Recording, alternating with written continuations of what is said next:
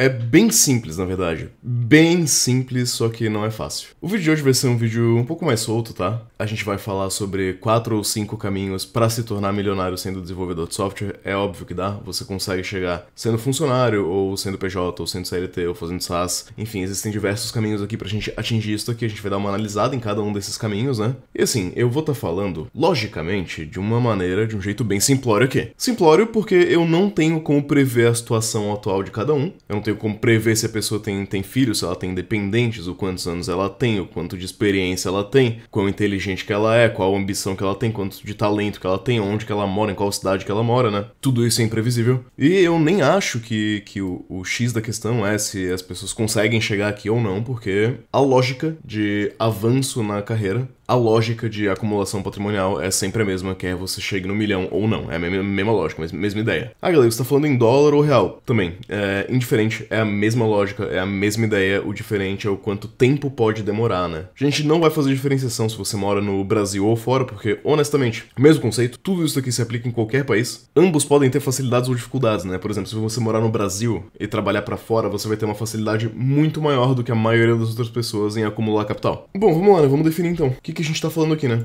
A gente tá falando em chegar em R$1 milhão, ou dólares, se for o caso, de patrimônio. Isso aqui é patrimônio. E a construção desse patrimônio leva tempo, tá? Leva bastante tempo. Se você olhar, por exemplo, o que eu precisaria pra acumular R$1 milhão em um ano? Bom, você precisa ganhar pelo menos uns 120 mil, né? Pra pagar uns 20 ali de imposto, viver com uns 15 e guardar uns 85. O que você precisa efetivamente fazer pra ganhar R$120 mil por mês? Não faço a menor ideia, mas eu tenho certeza que você precisa ter pelo menos uns 10 anos de experiência naquilo que você tá fazendo. Ou seja, a gente chega na imediata conclusão que isso daqui é um caminho de pelo menos uns 10 anos, tá? As pessoas que conseguem fazer isso daqui, ó, sair do zero e ir pro 1 milhão em menos de 10 anos, vamos colocar aqui, tá? Demora mais que 10 anos geralmente, tá? Pra maioria das pessoas, já quero jogar esse balde de água fria pra já deixar isso aqui dito. As pessoas que conseguem fazer esse caminho muito rápido, tem uma de 3 coisas, tá? Elas vão ter muita sorte. É factível, tá? É factível que uma pessoa tenha muita sorte, saia do zero e vá pro 1 milhão de maneira rápida, é totalmente factível. As pessoas podem ter condições vantajosas, né? O que é uma condição vantajosa? Bom, de repente seu pai é o dono da empresa. Né? Elas podem ter pais ricos ou ter um talento nato muito forte. Você pode, né, por exemplo, ter uma voz absurda e aparecer num The Voice, dar ali alguma sorte e conseguir lançar uma carreira de música. Você pode acertar muito na mosca comprando uma criptomoeda ali meio aleatória, sabe? Você pode estar no lugar certo na hora certa, sabe? Mas enfim, a gente não pode contar com essa condição vantajosa, que a maioria das pessoas não tem isso. Ou 3, né? Elas são extremamente fora da curva.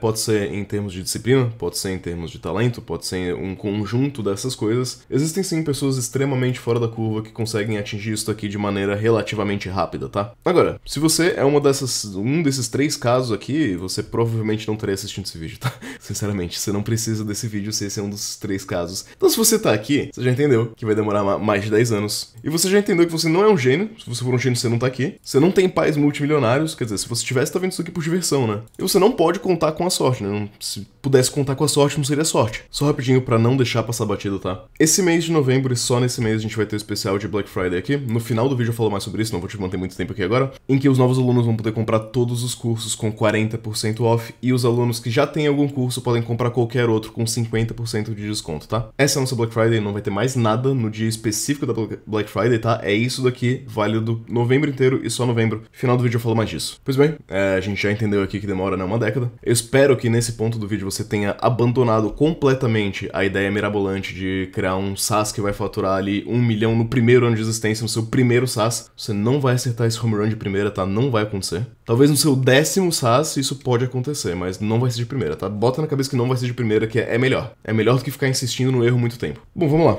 Isso aqui é patrimônio, né? O que é patrimônio? Quais as formas de criar patrimônio? Patrimônio pode ser, né, outra palavra para ativos. A maioria dos seus patrimônios vão ser ativos. O que conta, né? O que eu tô considerando aqui? Cara, dinheiro no banco, casa, Bitcoin, ações, participação em empresas, sei lá, ouro, terrenos, isso tudo são ativos. Então o que a gente quer fazer é aumentar essa caixinha aqui, tá? Isso aqui é um gráficozinho de tempo e dinheiro, tá? Aqui a gente pode colocar a linha que é o zero. Em dado período de tempo, você vai ter dinheiro entrando, dinheiro saindo.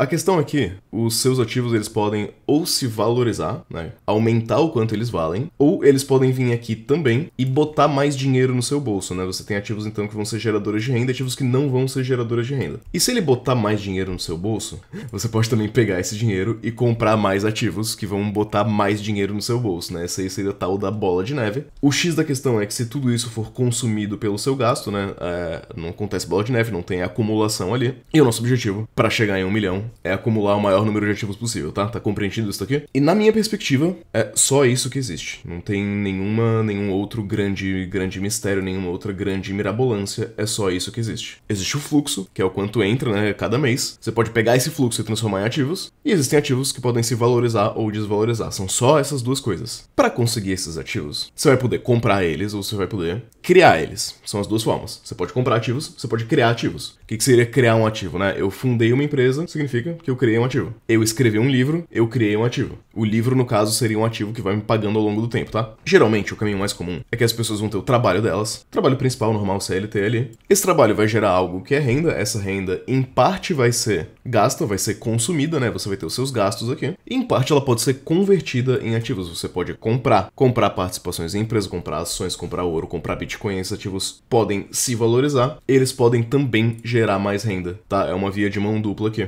Isso daqui, essa setinha aqui branca, em que você transforma trabalho em renda, você tá vendendo sua força de trabalho. Agora, tá faltando uma seta só nesse gráfico aqui, tá? A maioria das pessoas consegue fazer isso daqui, executa o trabalho, vende a força de trabalho, né? Converte esse trabalho em renda, a partir dessa renda sai os gastos, geralmente o que sobra a pessoa pode transformar ou não em ativos, tá? Existe uma seta adicional aqui, que é essa última seta. Você pode comprar ativos, mas você pode também construir ativos. O que seria isso daqui, né? A gente pode chamar isso aqui, de repente, de empreendedorismo, mas não é bem exatamente assim que eu penso, tá? É que ao invés de vender a sua força de trabalho por dinheiro, você tá vendendo direto a sua força de trabalho pela propriedade de algo. Então vamos chamar isso aqui de construção. Tá construindo algo. Por exemplo disso, né? Imagina que eu passo 4 meses escrevendo um livro. Eu não tô trocando o meu trabalho por renda, eu tô trocando o meu trabalho pela propriedade intelectual do livro que eu escrevi, e a minha expectativa é que no futuro esse livro me gere uma renda. É por isso que eu não sou tão fã do termo renda passiva, porque não é exatamente passivo, né? É passivo a partir do momento que você construiu. Essa linha aqui, né, essa aqui seria a linha da renda passiva. Ao meu entender, é passiva quando você não faz nada. O que ela vai ser é que ela vai ser atrasada, né, você vai receber depois. Tendo isso em mente, tá? Tendo esse diagramazinho aqui em mente, tendo a ideia aqui, sinceramente, pra mim, na minha cabeça, tudo se resume a isso aqui, tá?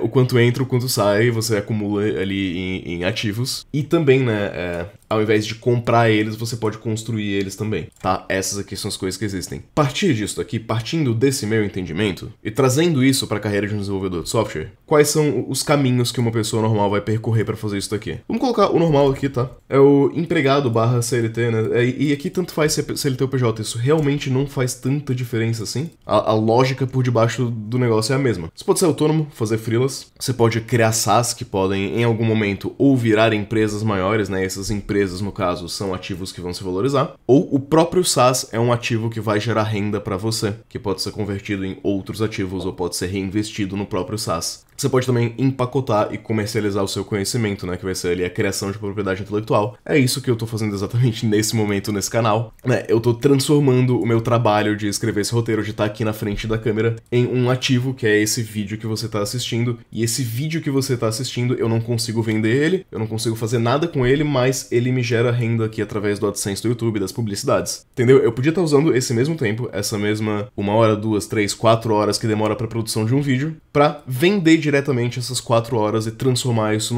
em renda, mas eu optei por não fazer esse caminho. Eu optei por não vender essas 4 horas, por usar essas 4 horas pra construir algo pra mim. Esse algo, nesse caso em específico, né, é o canal e o vídeo. Agora, né, todos esses 4 caminhos aqui, esse vídeo tá sendo bem simplório, porque é assim que a gente gosta. Eu gosto de simplificar as coisas, depois cada um complica da maneira que quiser. Todos esses 4 caminhos, individualmente, são possíveis pra você chegar naquele 1 milhão, tá? Não tô falando que é fácil, não tô falando que todo mundo vai fazer, não tô falando que é possível pra todo mundo. E todos eles são bem simples e dá pra fazer mais de um ao mesmo tempo, tá? Se você olhar os meus primeiros vídeos, eu tava aqui, ó, empregado e fazendo, né, criando aqui o conhecimento no YouTube, empacotando esse conhecimento pra comercializar também. Na verdade, hoje eu ainda sou empregado, né, então esses são os dois que eu faço em paralelo. Você pode escolher mais de um, tá? Não são eliminatórios. Mas tá, muita gente não tá acreditando que é possível você escolher só um desses caminhos e chegar num 1 milhão de patrimônio. Geralmente, a pessoa, né, vai conseguir investir de 10 a 25% da renda dela. Na verdade, a maioria das pessoas não vai. A maioria das pessoas não tem esse dinheiro, não consegue nem investir 25%. Pois bem, você vai conseguir investir esse 25% se você provavelmente tiver um salário acima da média e provavelmente tiver um custo na média ou abaixo, tá? Aqui a gente não pode ter uma ilusão de que isso aqui é possível ganhando mal. É quase impossível você ganhar o salário médio do Brasil, que é ali o que, 2.000 e tantos, 3.000 reais, e investir 25% da sua renda. É quase impossível. Agora, você tá aqui nesse vídeo, você provavelmente trabalha com software, e os salários de software já são acima da média.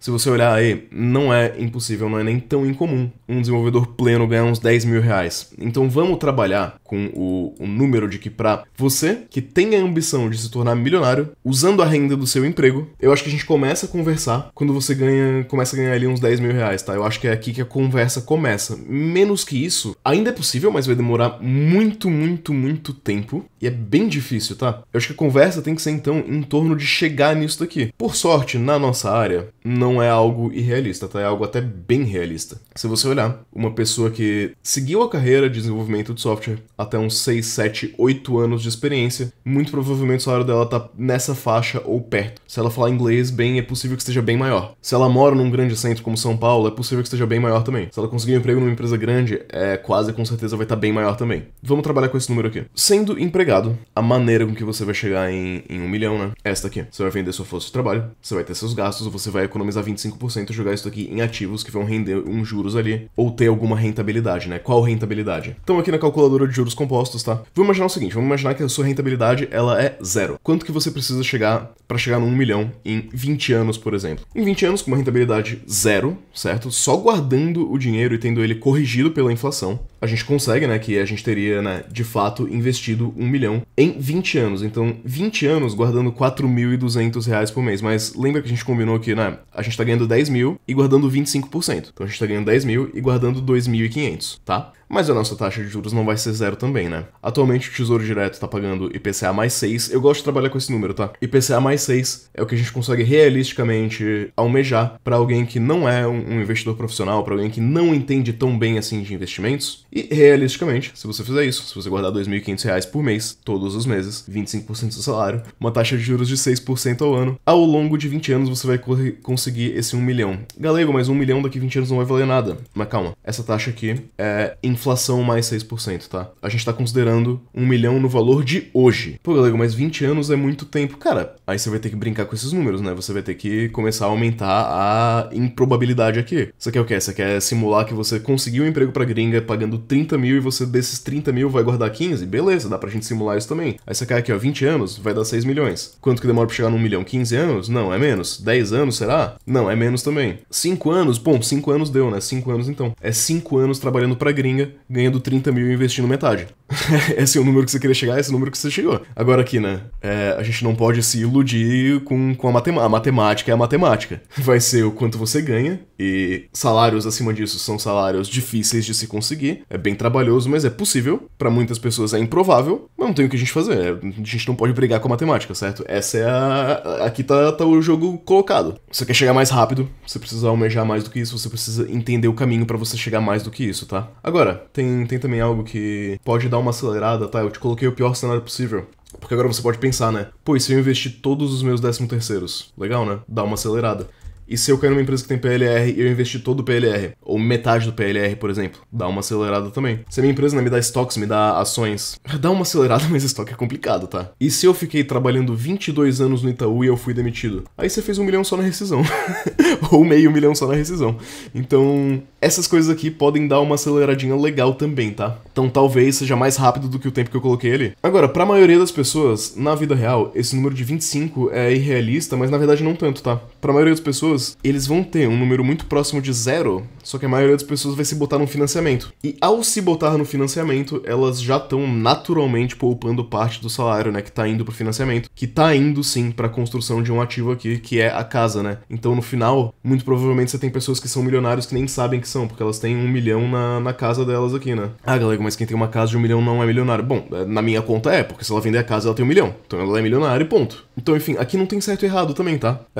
Não vejo nada de errado aqui em você construir 1 milhão através do financiamento da sua casa ali, se é o que você quer pra sua vida. São decisões que cada um toma. Agora, investir 0% não é legal, tá? Mesmo se você estiver financiando, tenta ali um 5, vai, pra ter um colchão legal. A questão de autônomo e freela, perceba que ela é exatamente a mesma, tá? O problema de autônomo e freela é que eu acho que se você fizer só isso, é um pouco inconstante. E é muito difícil você ter um planejamento financeiro no longo prazo se você só faz isso. Eu também não tenho tanta experiência com isso, porque eu sempre fui ruim em conseguir esses freelas e conseguir negociar e conseguir planejar e conseguir dar estimativas. Não foi algo que deu muito certo pra mim, tá? Foi algo que eu fiz no começo da minha carreira. Pô, eu ganhava R$10 por hora trabalhando, eu cobrava nos freelas R$20 por hora e o pessoal pagava numa boa, tá? Aí você vai, de repente eu faço 5 horas a mais no freela ali, né? Dá R$100 que eu posso investir. O máximo que eu já cobrei em freela, isso na época que eu já tava trabalhando pra fora, tá? Foi, acredito que $35 por hora. Mas isso aqui é um pouco enganoso também, porque não considera a quantidade de horas que demora pra você achar o cliente, pra você ter as reuniões com o cliente, pra você se planejar, vender ele o projeto, estimar o quanto vai demorar. Eu era muito ruim em fazer estimativa, conseguir agregar valor de fato num freela, conseguir cliente e tal, então eu nunca consegui escalar isso de uma maneira que fizesse sentido pra mim. Eu consegui sim ganhar uns trocados, né? Eu consegui, eu devo ter feito talvez umas 100 horas nesse rate aqui de $35 por hora, tá? 100 horas dá 3.500, que, bom, se você investir, dá uma aceleradinha de fato no processo ali, mas não vai mudar muito a vida de ninguém, tá? Aqui foi algo que, pra mim, eu desisti, porque eu vi que era mais uma forma aqui, né, de vender as minhas horas e minha força de trabalho que eu não tava conseguindo escalar. Então eu optei por isso aqui, que talvez eu conseguisse escalar, entendeu? Essa foi a minha mudança de decisão. Mas não tem nada de errado também, são decisões, novamente. Agora, pra quem que vai valer muito a pena freela, né? Freela você tem que entender que não é sobre fazer software, né? Não é apenas sobre fazer software. Freela é sobre network, né? Você tem um network bom de pessoas que... Ou então, um canal que você consegue encontrar as pessoas que vão comprar o seu produto. Preferencialmente, empresas, tá? Você quer fazer freela pra empresas e você quer conseguir demonstrar que você agrega valor direto pra empresa. E ao invés de cobrar por hora, você quer cobrar por projeto. E você quer ter algum tipo de padrão. Então, por exemplo, imagina que você é alguém de Cybersec, tá? Cybersec, eu tenho um padrão de trabalho que eu faço, que é fazer uma consultoria fechada pra uma empresa, pra ajudar ali a, enfim, melhorar a segurança da empresa. Pô, isso daqui vai ser muito legal, tá? Isso daqui eu consigo vender com um pacote fechado, eu consigo fechar um preço, tipo assim, eu te dou essa consultoria aqui, em inglês, né? Pra uma empresa gringa, por, sei lá, $3.000, e é algo que eu, pessoalmente, sei que vai me demorar 20 horas, mas a empresa não sabe. A empresa não precisa saber o quanto de planejamento tem, a empresa precisa saber o quanto de valor vai agregar. E se você conseguir agregar mais do que esses $3.000, é possível que você consiga cobrar esses $3.000. Eu nunca consegui fazer isso, mas eu conheço gente que faz, tá? Que vende esses pacotes fechados de consultoria de Cybersec, por exemplo. Galera de DevOps consegue vender uma redução de custo, né? Então, pô, eu sou o cara, eu sou o bichão aqui de escalabilidade em cloud. Eu vou entrar lá na sua cloud, eu vou ver o que vocês estão fazendo. Eu vou conseguir uma redução de custo pra vocês, que eu vou te cobrar $5.000, mas eu vou te economizar, sei lá, 3.000 todos os meses pelo resto da vida, assim, sabe? Então é o que vale a pena pra empresa, é o que você consegue vender como um projeto fechado. Aí tem, né? Tem outros modelos, tem gente que vende landing page, aí você vende uma landing page por, sei lá, hoje em dia tá bem difícil, tá? Porque landing page a galera tá fazendo com IA, mas na época você fazia uma landing page, vendia por 500 ou R$1.000, e você tinha os modelos já prontos ali de landing page que você só alterava algumas coisas. Enfim, você consegue ter algo mais ou menos pronto que você consegue customizar pra aquela empresa, implantar lá na empresa e cobrar um valor fechado. É aí que freela e autônomo fica de uma maneira bem legal, tá? Fica bem legal. Só vender horas por vender horas cara, é a mesma coisa que ter um segundo emprego part-time, tipo, dar eles por eles, sabe? A não ser que você consiga cobrar a sua hora muito alta, mas é bem difícil, tá? Enfim, nessa possibilidade, você fazendo isso, entra no mesmo cálculo lá de aumentar a sua renda pra conseguir comprar mais ativos. Não tem mistério, gente. Não tem grande segredo, não tem uma grande sacada genial que vai mudar tudo. É isso. No SaaS, a lógica vai mudar um pouco. No SaaS, a lógica começa a ficar diferente. basicamente. Que aqui a gente não tem mais uma conversão de horas em dinheiro explícito, tá? A gente vai ter, digamos assim, dois tipos de SaaS. O seu SaaS, enquanto você for construindo ele vai criando um equity. O SaaS, ele tem um valor dentro dele mesmo, caso ele seja vendável, caso você consiga vender esse SaaS. Por exemplo, tem alguns amigos que já venderam SaaS. Você criou um projeto ali que gerava tal valor por mês e de repente uma empresa comprou. Ou você pode ter também um SaaS que gera uma renda com baixa manutenção ou com pouca manutenção ali, né? O seu SaaS, ele pode fazer essas duas coisas, provavelmente ele vai fazer essas duas coisas simultaneamente, certo? Um SaaS que fatura, vamos supor, R$2.000 por mês, sem que você encoste nele, ele fatura isso sozinho, ele provavelmente consegue ser vendido por mais do que R$30.000, tá? Se o seu SaaS fatura 2, sem fazer nada, com baixa manutenção, você provavelmente consegue vender por 30, talvez mais. Provavelmente mais, tá? Porque 30 é só um ano da renda do SaaS, tá? Provavelmente. É que depende também, né? Pouca gente vai querer se incomodar, pouca gente vai querer comprar um SaaS que gera R$2.000 por 50 mil. É difícil encontrar quem compre. Mas enfim, aqui você vai ter essas duas coisas, né? Você vai ter a construção de um ativo que gera renda. Agora, o SaaS vai fazer essas duas coisas. Qual que é o problema de SaaS, né? Qual que é a diferença de você criar um SaaS para você vender as suas horas? Criar SaaS não é desenvolver software, são coisas diferentes. Quando você trabalha numa empresa de software como dev, você faz o trabalho basicamente só de desenvolver software. Quando você monta um SaaS, você tem que fazer todos os trabalhos daquela empresa. Você é a empresa inteira, tá? Então você é, né, o CEO, você é a equipe de marketing, você é geralmente o suporte ao cliente, você é o dev também,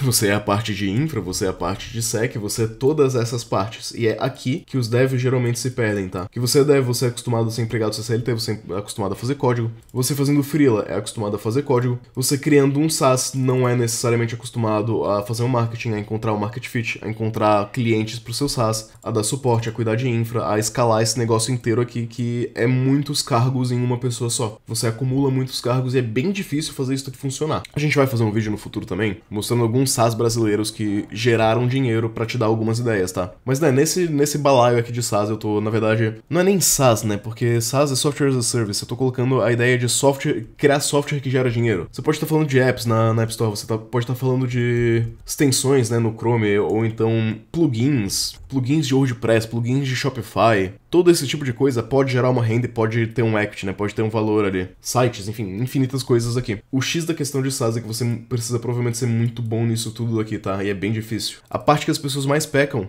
é, na minha visão, é uma mistura aqui, tá? Entre marketing e market fit. É um conjunto desses dois. As pessoas, eu vejo muito que elas constroem algo que é difícil de vender e elas ainda por cima são ruins no marketing. Então você constrói algo que não tem uma proposta de valor muito clara para um público definido e você também não consegue encontrar o público. É aqui que a maioria dos SaaS morre, tá? Isso aqui é uma dica para criar um SaaS. Esquece a área de dev, a área de dev tá muito bem servida com SaaS. Cria SaaS para outra coisa que você entende, ou então abre o Reddit, vai olhando os subreddits, até você achar um subreddit de um nicho que você consegue criar um SaaS para agregar valor para aquelas pessoas. Quanto menos técnico o seu público for, mais fácil vai ser você criar um SaaS para eles. Se o público for muito técnico, por exemplo, se o público for dev, é bem difícil criar SaaS para dev, tá? Tem muita competição. Então, enfim, se você pensa em ir por esse caminho, saiba que as suas duas grandes barreiras vão ser construir algo que as pessoas querem e encontrar essas pessoas e fazer elas usarem, tá? Muito provavelmente é aqui que você vai falhar. E muito provavelmente,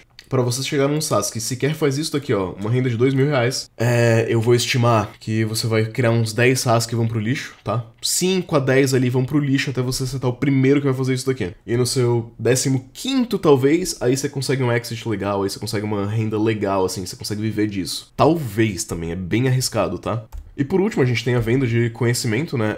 Esse exato vídeo que você tá vendo aqui é exatamente isso daqui. Você tá vendo a comercialização de conhecimento e propriedade intelectual, né? O que é a venda de conhecimento? Pode ser através de e-books, pode ser através de vídeos, pode ser através de curso, através de infoprodutos de qualquer maneira, pode ser um Substack, pode ser memes de programação no Instagram, no Twitter, tá? O legal disso daqui, o legal desse conhecimento é que ele gera também uma autoridade pra você que te ajuda a arrumar emprego, a angariar empregos melhores, né? Não apenas a autoridade pela autoridade, claro, palestrar é legal, palestrar te ajuda a arrumar emprego ali. Você precisa estudar para escrever uma palestra e esse estudo também te transforma num profissional melhor. Então eu acho que conhecimento é uma combinação que vai bem com aqui o emprego e CLT, tá? Ou então, se você cria SaaS, né, se você faz o tal do Build in Public, isso aqui é legal também, que você consegue, né, ao compartilhar conhecimento. Por exemplo, eu tô compartilhando meu conhecimento aqui nesse vídeo, né? Tô falando aqui os meus achismos da área baseado na minha experiência de 10 anos. Se agora, nesse exato momento, eu parasse aqui e te falasse, pô, eu tenho também um SaaS que te ajuda a, sei lá, um marketplace de SaaS, um SaaS que te ajuda a criar SaaS. Você que tá assistindo esse vídeo, possivelmente usaria meu SaaS.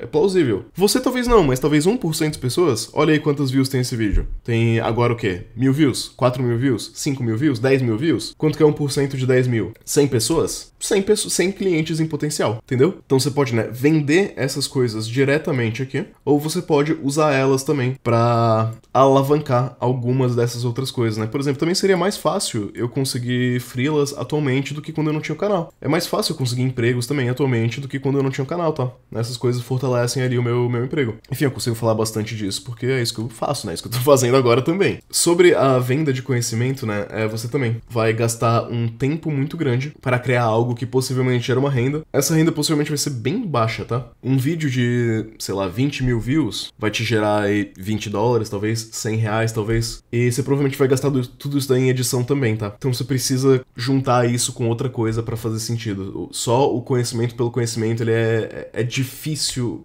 através de anunciantes. Mas enfim, também o conhecimento, ele tende a ser algo que é difícil de se gerar equity, porque eu não consigo eu ter um... Porque como que eu vendo isso, né? Eu tenho um vídeo meu, alguém quer comprar o meu vídeo? Não faz muito sentido isso, né?